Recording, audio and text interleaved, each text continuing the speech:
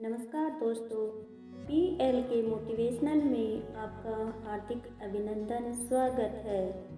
एक बार की बात है, एक बार एक अध्यापक एक संपन्न परिवार के शिष्य के साथ कहीं जा रहे थे तो उस शिष्य को कुछ मजाक सूझी, क्योंकि उसको रास्ते में किसी गरीब मजदूर के जूते दिखाई दिए।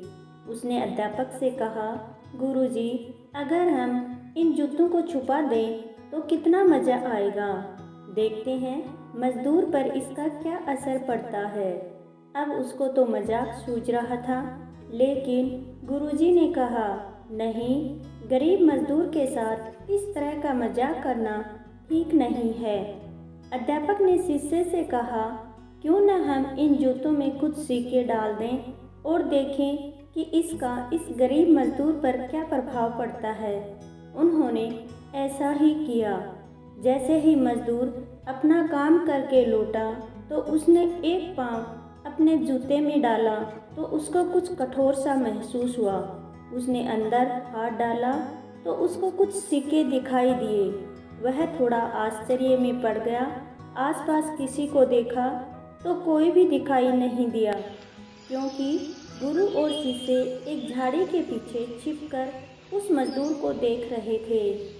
वापस उसने दूसरा पैर अपने जूतों में डाला और वापस उसको उसमें कुछ पैसे दिखाई दिए। अब दोनों जूतों के सिक्कों को उसने अपने हाथों में रखा और ऊपर भगवान की तरफ देखने लगा।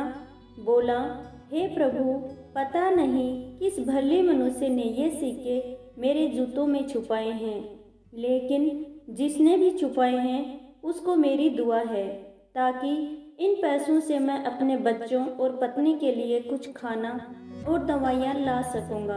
और इतना बोलकर वह चला गया। अब अध्यापक ने शिष्य से पूछा, अब तुम मुझे बताओ कि तुम्हें कैसा महसूस हुआ, तुम्हारी पहले वाली मजाक या मेरा यह तरीका।